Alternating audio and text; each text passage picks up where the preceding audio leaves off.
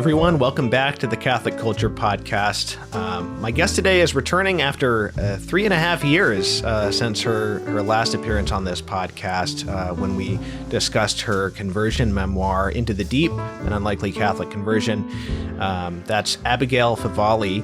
She's a professor in the McGrath Institute for Church Life at the University of Notre Dame, and she is here to discuss her new book from Ignatius Press, a much discussed book, The Genesis of Gender, A Christian Theory. Welcome back to the show, Abby. Hello. Good to be back. A lot of the time today we're told you have to listen. You have to listen to people on the margins. Listening is like a big thing, both in the church today too, and in the secular world as well. And a lot of the time that means accept people's so-called lived experience as sort of definitive, or their interpretation of their lived experience. There's sort of like an assumption that everybody's interpretation of their lived experience is sort of the definitive one. And you have listened a lot, and that comes through in this book, that you've spent a lot of time talking to and listening to people who have struggled with gender dysphoria, people who have transitioned, people who have detransitioned, and yet you do it in a way that you're not sort of setting the church's teaching and the church's vision of sex and the human person to one side. And so I'm just kind of curious how you go about approaching those kinds of conversations, and not just in the moment of the conversation and interacting with the other person, but also in sort of putting all that together and having it bear fruit in a book like this. Yeah, that's a good question. I think in some ways the interactions are pretty straightforward. Like I feel like it's easy when you're like looking face to face with someone, and speaking to that person, that having a real human interaction is very possible and even kind of natural. And then I think where I feel the tension is in, where, to go back to your idea of lived experience, I think the problem with the idea of just saying, well, we just have to take lived experience and affirm lived experience, is that it overlooks the fact that the way we think about our experiences, how we interpret them, how we give meaning to them, is always filtered through some kind of narrative, right? So it's not like this completely, and that's funny because this is what gender theorists themselves will argue almost to an extreme, right, which is that, like we understand ourselves only because, we have these social scripts that help us understand ourselves. But there's something true to that. So I think where I feel the tension is when the script someone is using, or the narrative someone is using, or the framework, however you want to put it, to understand and express their experience, when I think it's a bad framework. So that doesn't mean denying what they're experiencing, because I think anytime someone talks about what they're experiencing, they're saying something real and they're saying something true. But then sometimes the way that's interpreted, there might be a framework that I disagree with. And so that's where I feel the kind of tension point, right? But I also think it's important to be able to talk about the frameworks that filter our experiences and name them for us in a way, and shape them in ways that might not be good, ultimately. Yeah, I wasn't thinking about this before we started this conversation, but I've been reading very slowly, because it's an incredibly difficult book, Wojtyła's Person and Act for the past several months.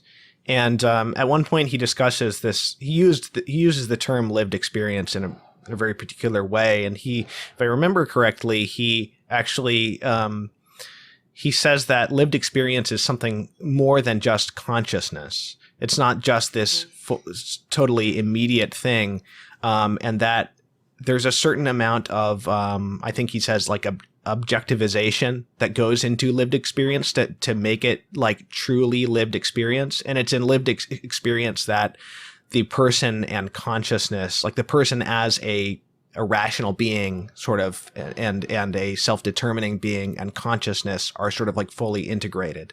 So it's not just sort of consciousness by itself as definitive and rejecting this sort of like what some, philosophers or psychologists might think of it, of this as this sort of irrelevant, like epiphenomena, like layer of thoughts and choices. It's all an integrated part of the human person. And so lived experience actually has like a fundamental relationship to truth because it has this cognitive element. Right. Yeah. And I think that's one reason why I really appreciate John Paul II's work, and Edith Stein as well, because they have this phenomenologist sensibility to them that takes experience very seriously, but also as an occasion for deeper thought, right? That it's not just taken at face value, but it's listened to, but then it's also, assessed and compared with what is real. And anyway. Right. No, yeah, that's really interesting because it's not just that both of them talked about sexuality, which they did. It's actually like the whole background of their philosophical work in general is particularly like relevant to this moment, which I hadn't really thought about before. Yeah. Just the very idea of what does it mean to listen to somebody's, lived experience? Like, what is that actually? What assumptions are carried when we say something like that? Right. Yeah. Because I do think that's important, right? But I guess where I would differ from maybe other people out there who talk about these things is that I don't think that's the only thing we should listen to.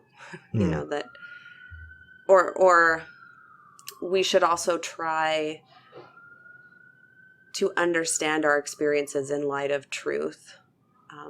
And not all frameworks are good, and not that they're all bad. There are good things. I think some good things in the kind of gender identity theory framework, but overall, I think it's a bad framework. Yeah. So I know this is an extremely broad question to start with, but what have you learned from talking to people who have transitioned or both transitioned and detransitioned, people who have gone through these experiences? How has that informed your view on this subject? Well, I guess one thing is that there's a lot of diversity in those experiences.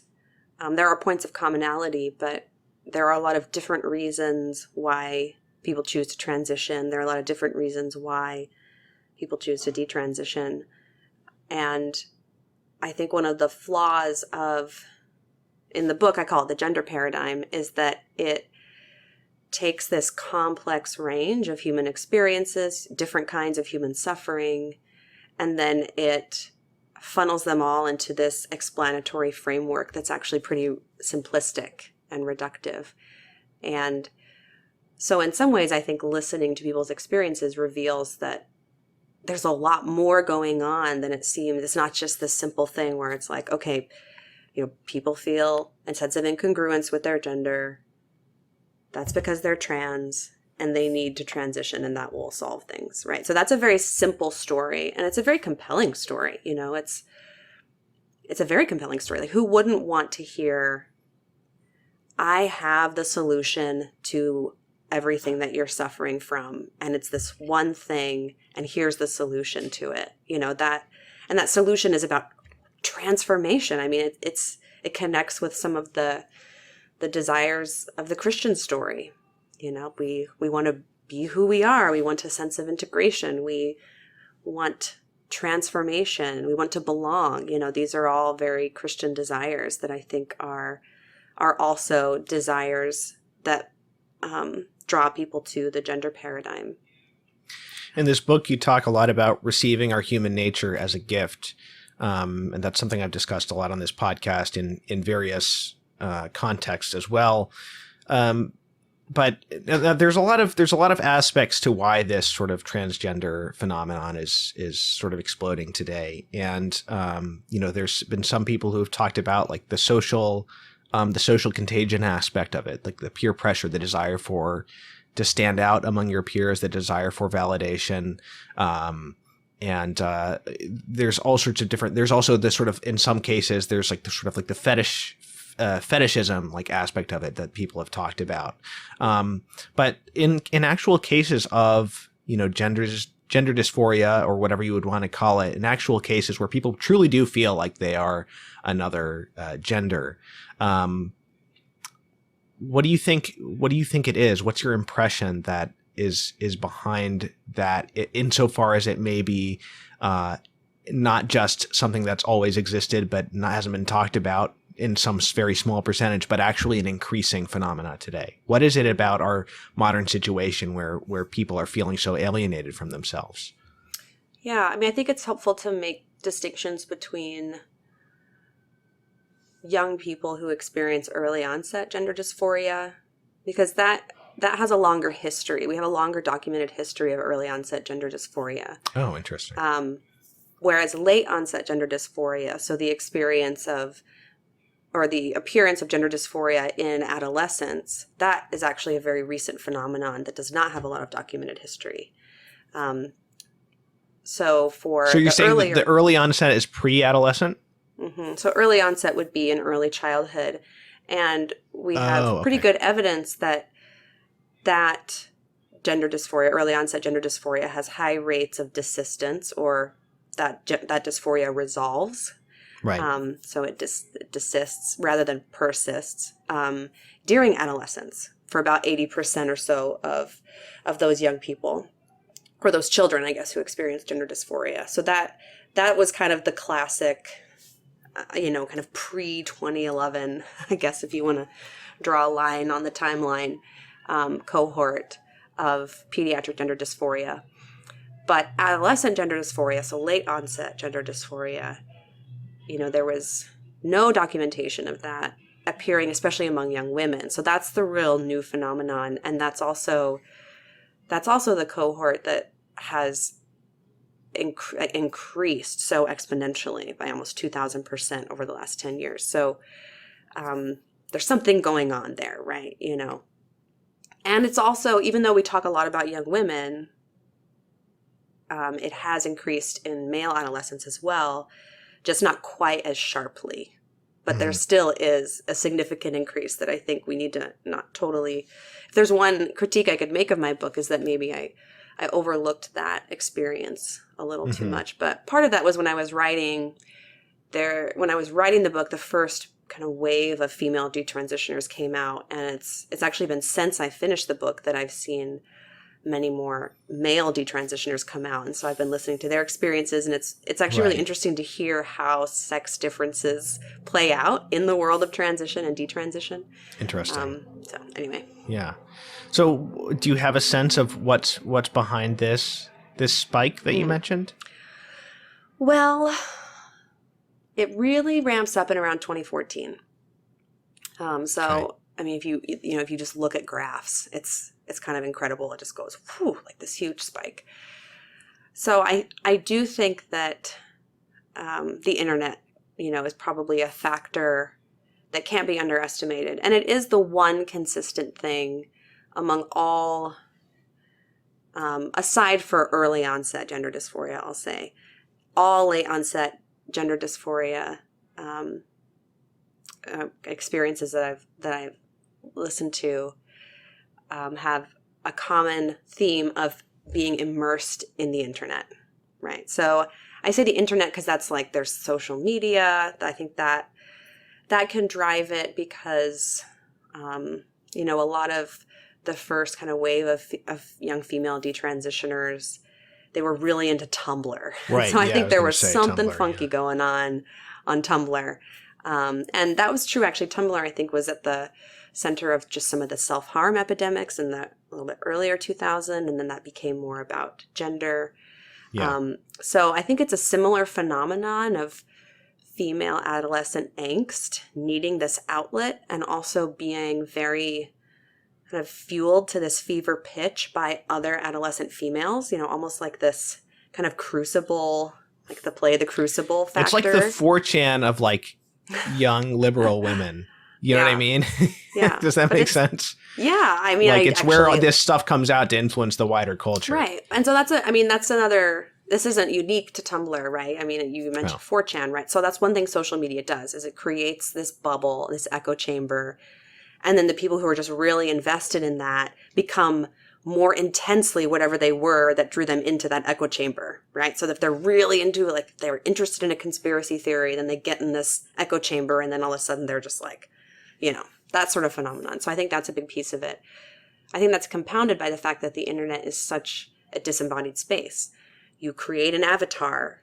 You can become who you want. You can, create your own identity, and that flexibility, that liquidity of identity, I think then, especially in adolescence when identity formation is still happening, it's not settled, there almost seems to be this attempt to bring that liquidity into the offline world, where of course you have to reckon with things like body parts and physiology, and so I would say the internet is a big thing. I also think this is related to the internet, like pornography. So I think a lot of young people now are exposed to pretty disturbing and violent pornography at younger and younger ages, and you can imagine the kind of effect that would have on a young person, boy or girl, whose body is just maybe starting to become more sexualized in the process of puberty, and then to see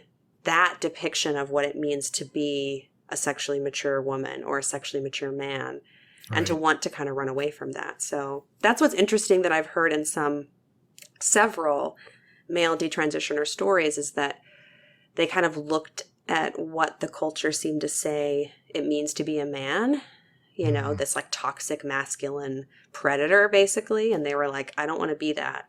So it's safer to be a girl. It's better to be a girl. Girls are better, But then you also have female detransitioners who are kind of fleeing from the hypersexualization of being a girl, right? So I do think that the pornification of our culture is also driving some of this. Yeah. It's interesting. I feel like I kind of belong to the first generation that was like, sort of like raised on pornography. You know what I mean? Like, not literally like raised on it by our parents, but just like just easy access to it, and sort of like a pretty significant influence on our, young formative adolescent years. And then there's this next generation where like they're now living in the world that pornography created, and so maybe that's a part of it. And that's why it's like taking this other manifestation, which maybe is not as common in, I'm 32 and like sort of my age group. Mm-hmm. Yeah.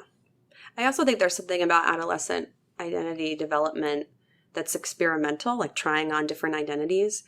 And this is where, I talked earlier about how cultural narratives, can shape our interpretation of our own experiences. So it seems like right now we have this cultural narrative where different identities are on offer that weren't on offer when I was a kid.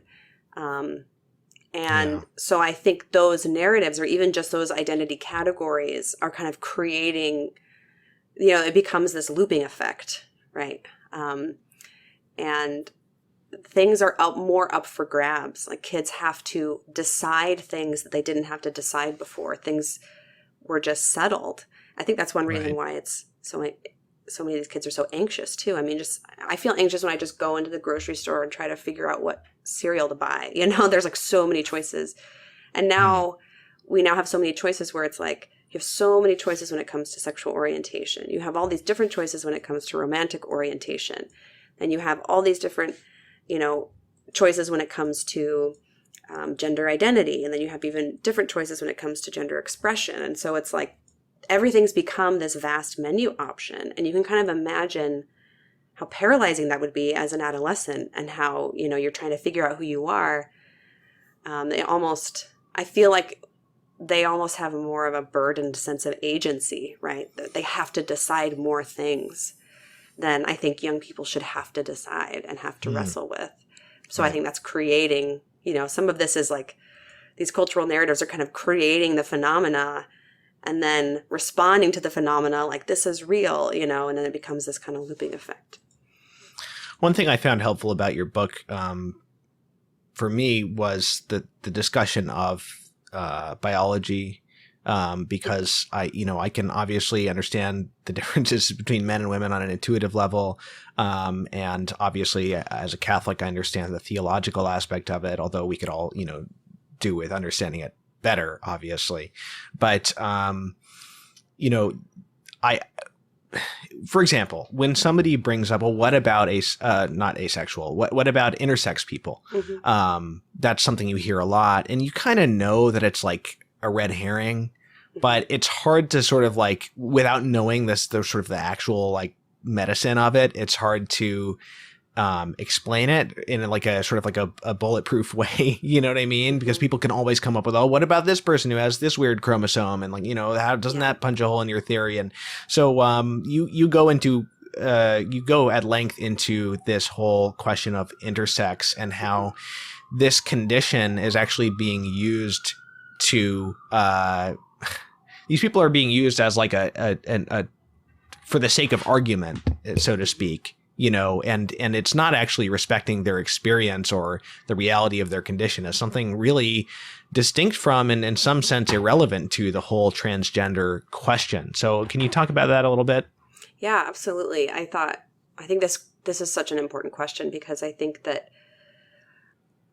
reason that gender identity theory seems so plausible to most people is that the idea of the biological sex binary has been so disrupted. Because without that disruption, I don't think people would find it plausible that being a man or being a woman is really about a subjective sense of self rather than biology. So I do go into a lot of detail about it. It's interesting because I started studying intersex conditions in graduate school when I was doing gender studies. And that was back, 2006, 2007. So I've been aware of this phenomenon for a long time and really interested in it. So it's been fascinating to see it kind of gain this cultural prominence. But basically, so intersex, what is really a canopy term that covers a range of different conditions. So there's not just one intersex condition. There's over a dozen different discrete conditions that affect the normal process of sexual development in some way. A better term is disorders of sexual development or congenital conditions of sexual development. And the best terminology is to use a condition-specific terminology when you're talking about a person, like a man with Klinefelter syndrome or something like that. So intersex definitely does not represent a third sex or some kind of other sex. Intersex conditions should be understood as variations within femaleness and maleness. So atypical pathways of maleness and femaleness. And that's something important to understand. Also, I think it's important to understand that the vast majority of DSDs do not result in sexual ambiguity at birth. So most DSDs happen to unambiguously male or female people. In fact, some people with DSDs don't even find out they have one until they try to have kids. And they're like, oh, or for some women, it's, they suddenly don't menstruate and then they figure out, oh, wow, I actually have an intersex condition. So, but that doesn't mean they're not male or they're not female. And that's the problem of the reasoning, because the reasoning is actually very dehumanizing. It says that, well, people with an intersex condition aren't really male or female. They're something other. So there's something kind of dehumanizing. And also any intersex condition has an objectively physiological diagnosable. It's a diagnosable condition, right? It's objective. Yeah. It's not an identity. Right. You don't identify as intersex. It's a condition that you have, whether you like it or not. And that's another reason why I think it's unhelpful to conflate the trans question with intersex conditions, because they're really very different if you look at the nuances. But it's what's remarkably interesting when you understand and do more research into intersex conditions is how remarkably stable biological sex is. I mean, in 99.98% of all live births, there is no apparent ambiguity at all, right? So, and even in the cases, the 0.02 cases of a more complex DSD, even in those situations, if you have a multidisciplinary team who's, looking at the structure of the person's body as a whole, especially over time and watching how the sexual development process unfolds, then they'll be able to discern which sex is dominating in the person's body, and then that will help them understand how best to support that person in terms of physical care. But that's what the focus should be on, right? It should be on supporting this person's unique individual circumstances and their physiological circumstances specifically, and protecting bodily integrity, because infants with intersex conditions used to be unnecessarily operated on. So there's actually this emphasis on bodily integrity and avoiding unnecessary medicalization in intersex activism, which those are values that are not necessarily shared values when it comes to the transgender activism. So in those very rare ambiguous cases, is there a like a single sort of ironclad genetic telltale of maleness or femaleness that we can point to? No. So my argument, and again, I'm not like, I could be wrong about this, but this is what I think about it. My argument is that you have to look at the structure of the whole. So genetics is like, the karyotype is like the recipe. It's kind of what sex should develop. But sometimes, like say, there's an SRY gene on the Y chromosome, and that's usually what, if that gene is activated, then it causes the masculinization of a baby. But it could be that there's a Y chromosome, but the SRY gene fails in some way, and so then the developmental pathway is female.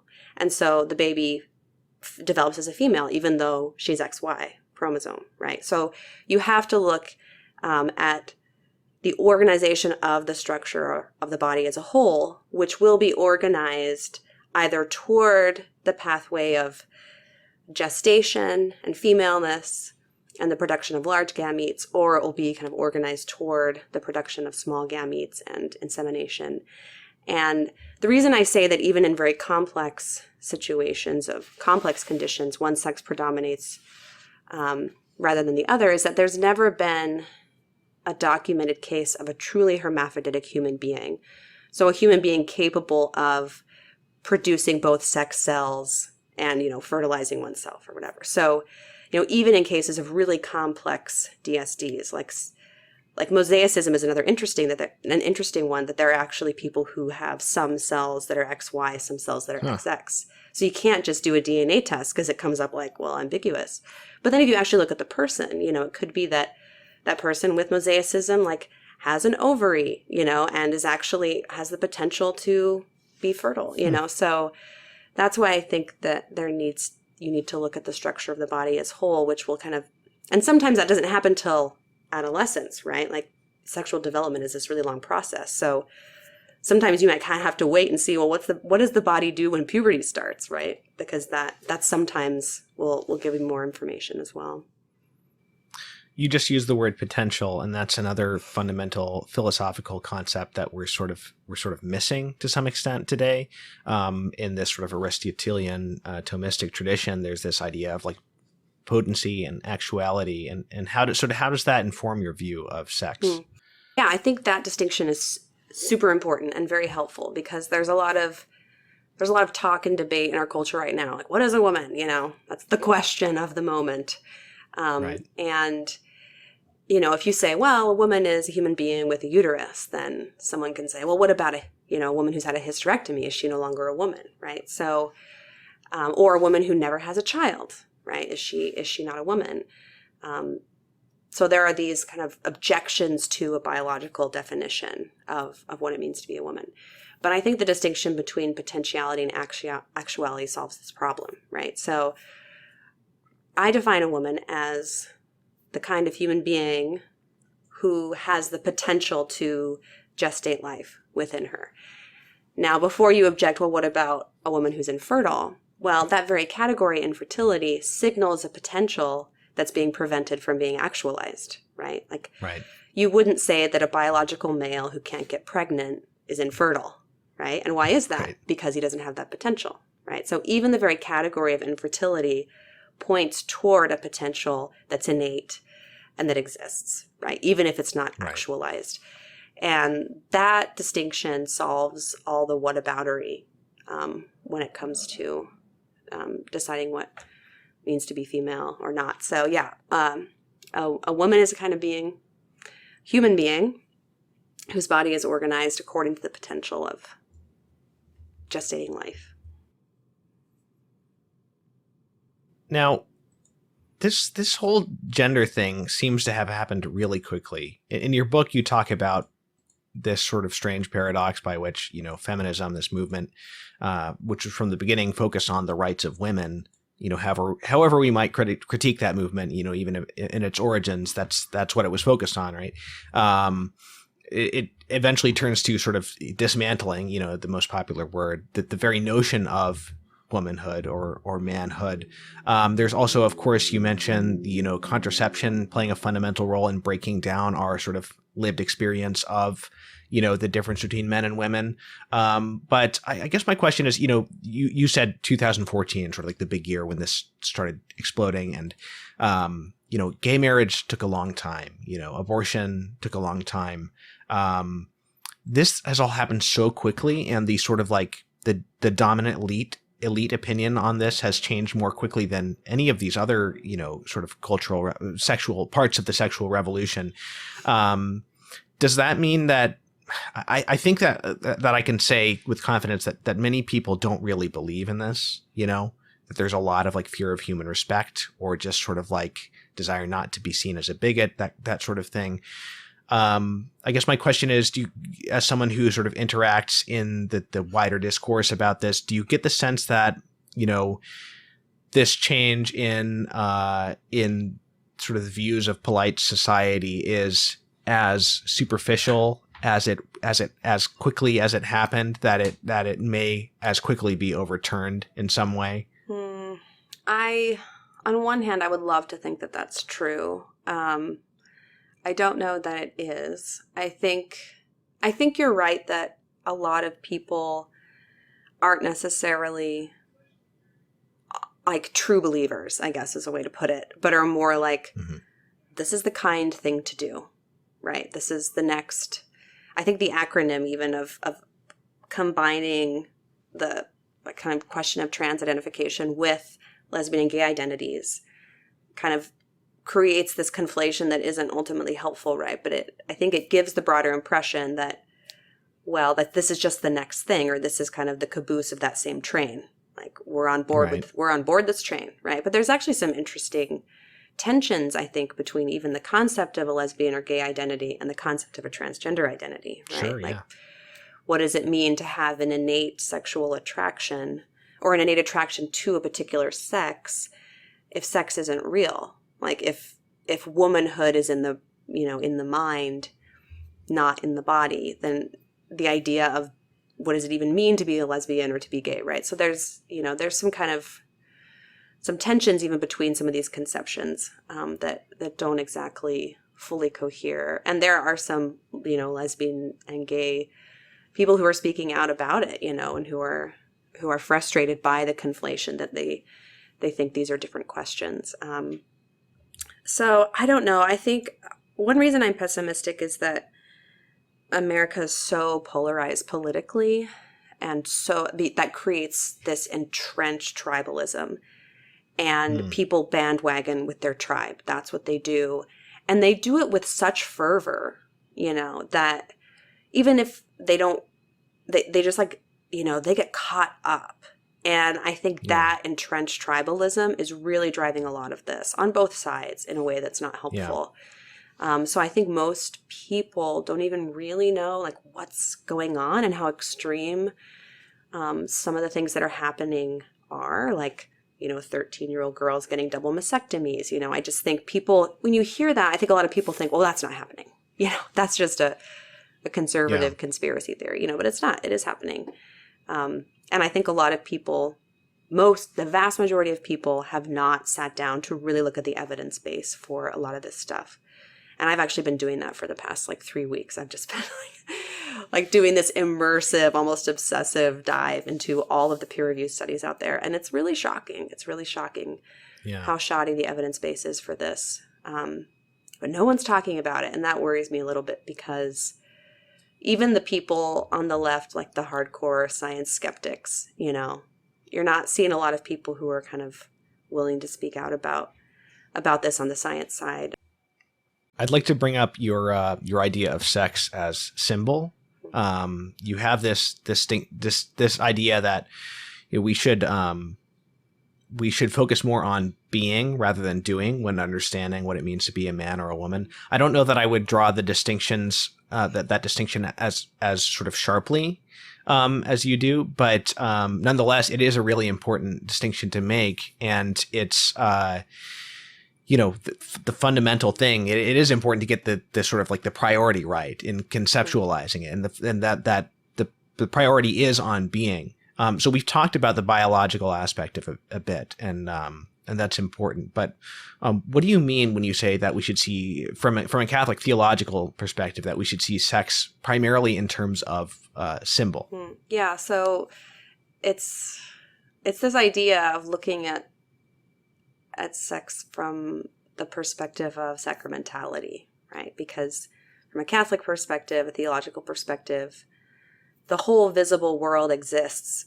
It has its primary meaning in a way is how it points toward higher divine realities, right? So God reveals himself through what he creates. And the most profound way that he's revealed himself through creation is in the creation of the human person, and specifically the sexually differentiated human person. And this is really clear when you look at the Genesis creation narratives, and in Genesis 1 and then Genesis 2 and 3. In each of these narratives, although they're different in fun ways, in each of these narratives, the culmination of God's creative work is creating not just the human being, but the human being as male and female, right? That's the moment where the text breaks out into verse. You could just even see it on the page. Right. So there's something very important about sexual difference that it's not only important because that's how the species continues. I mean, that's important. But it's also important because that continuation of the species, that life-giving nature of capacity of sexual difference, is also even more meaningful because it points toward God. It's an image of God himself as this Trinitarian interpersonal communion that is life-giving. So maleness and femaleness and that capacity to create life is this image of the Trinity in a really profound way. And you also have these metaphors throughout church history of humankind as feminine. So humankind as the bride, and the soul as feminine, and the soul as well, as feminine in relation to God. Right. And then God as father, God primarily as masculine. We do have some feminine imagery for God, right? So again, these are metaphors that are meaningful and they're not meant to be taken literally. But what those do is they draw out this symbolic meaning in our potential that we've been talking about, which is, the human potential to receive divine life and to bear fruit with that, right? So that's why the church is also depicted as feminine. Right. So those metaphors of femininity and masculinity are deeply important because they're rooted in bodily realities, but then they show how these bodily realities point toward very deep spiritual truths. Yeah. And this idea of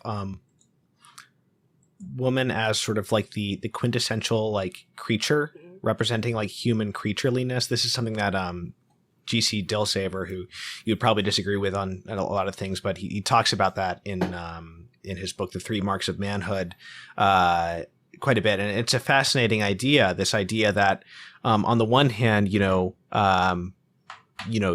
could if man is representing God in this sort of symbolic equation, or, in Ephesians 5, Christ and the church, man and woman, you could take that in a direction that could be, misleading about, well, men are, closer to God, or, things like that. But this idea that the woman sort of represents what we all are, is sort of like being most purely like human in a sense, because it represents the human condition in relation to God specifically. And there's sort of like a simplicity there that's very beautiful. So I'm not sure where I'm going with that, but but it's a wonderful thing to reflect on. Well, it would also, you're right, it would be an overstatement to push the metaphor too far to make some kind of declaration that, like men are more godlike than women, right? That's just a misunderstanding of what a Mm-hmm. metaphor is. Right. And the metaphor specifically is related to generation. And that's the thing that, you mentioned, in the book, I talk about how contraception has really changed the way we think about sex, embodiment, maleness, femaleness, because we no longer think in terms of generation. Like generation is not in the front of our Right. cultural imagination. But those metaphors are based on generation. So it's the male generative role that mirrors God's transcendence from his creation, right? So Right. it's not that Yeah. like, maleness writ large or, in this broad sweeping or, exhaustive way is more divine and women aren't or something. That would Right. just be a misunderstanding. Yeah, because I mean, St. Paul does say things, and I can't give chapter and verse, but he does say things sort of like that almost seem to indicate like man is created in the image of God in a particular way that woman isn't, even though, of course, man and women are both created in the image of God. I think this is probably the way in which that should be understood, right? Like if there is some sense in which that's the case, it is in this sort of this generative, this active role, whereas it's easy for people to misunderstand the word passive. So maybe receptive is the better word it's for it, right? Definitely not, Women it's definitely in this not passive. receptive. Yeah. Yeah. It's a very active, it's a very active receptivity, right? Like, right. If you're going to use the word passive, it has to be understood in like a very particular philosophical sense, because otherwise it can be very easily misleading. Mm-hmm. But even then, I don't think it works appealing. because even in that philosophical sense, it was often based on a misunderstanding of women's role in procreation as not actually contributing a seed as well. So, Aristotle was working in this like single seed theory. So he's and this is very common in the Middle Ages too, that it was the men who provide the seed and then the woman is just kind of this receptive soil. So, the idea of the double seed theory. So there's still this receptivity there, right? But it's also active. There's an activity to it. Right. Okay. Very interesting. We're talking about this sort of symbolic theological stuff, but like, how does that in a world in which, and you do make this distinction between sort of like being and roles, but in a world, but culture does build on and ornament and help us to recognize nature, so we can't just sort of like totally minimize culture and reduce it to this sort of like raw, biological nature, even with like a symbolic aspect to it. So like, especially in a world in which everybody's situation is so different and these sort of conventional, but still valid, even if conventional, like cultural signifiers of masculinity and femininity have been stripped away. Like, what are ways in which people can actually like plug into that sort of symbolic reality of their sex? Yeah, it's interesting. There's this wonderful little book called The Eternal Woman by Gertrude von Lefort. So she writes about this specifically in terms of woman. I'd love for someone to write a book that it does the same thing with man, but yeah, she talks about how, there is this symbolism that exists, whether or not you agree with it, whether or not you embrace it, whatever. There's this kind of objective symbolism, or your embodiment as a woman, it participates in this symbolic reality, whether you like it or not. But she writes about how we can like kind of choose to embrace it and kind of lean into it and cultivate it, or try to kind of resist it and fight it if we want. So there's this question of the will, but she does have this wonderful quote where she riffs on St. Augustine, and she says something like, be truly a woman and do what you will. And I love that idea because she's kind of saying like, if you're being a woman in this full, more symbolic sense of like receptivity to the divine, then how that plays out in a more practical sense, in terms of whether like you're going to work outside the home or not, for example, that's less important than this higher level, this higher meaning of what it means to be a woman. So maybe that's a good place to land on, be truly a woman and do what you will. Interesting. Yeah. There's actually a book coming out, I think in October, that has its origins in a partial sense on this podcast. You might have heard of it. Do you know who Mary Stanford is? Oh, I don't think so. Okay, she's a theology of the body person. She teaches at Christendom College, and I had her on a while back because she wrote a really great essay in Homiletic and Pastoral Review years ago on the whole like authority and submission thing, like in Ephesians 5, in light of theology of the body. Okay, I know who you're talking about now. And anyway, so after I interviewed her, OSV asked her to write a book on this. Wonderful. And so her book is now coming out. It's called The Obedience Paradox. And I think that it will probably have some practical, application of this stuff, at least as pertains to marriage, if not sort of just like life out in the world as a man or a woman. So that might be worth checking out for people too. And I'd certainly recommend that you read it because she's got a lot of great stuff. Oh, that sounds awesome. That's great. Yeah. All right. Well, Abby, thank you so much. It was really nice to have you back on after all these years. Yeah, this is great. And I'll see you later in October in Dallas or September, whenever. Yeah, we're going to both be at the Catholic Imagination Conference. All right, everybody, thank you for listening. If you're watching on YouTube, please subscribe. If you'd like to help us continue these podcasts, please consider donating. You can go to catholicculture.org/donate. And if you want to go to catholicculture.org/donate/audio, that'll earmark your donation specifically for our audio productions. Thank you, everybody, and God bless you.